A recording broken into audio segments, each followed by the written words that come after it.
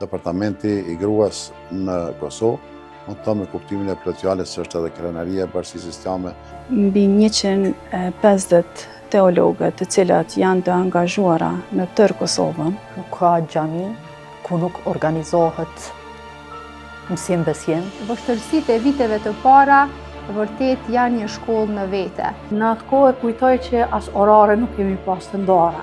Nganjëherë edhe mbramit na zënin me aktivitete. Vetë hapja e departamentit të gruas ishte një kapitull i ri për gratë muslimane.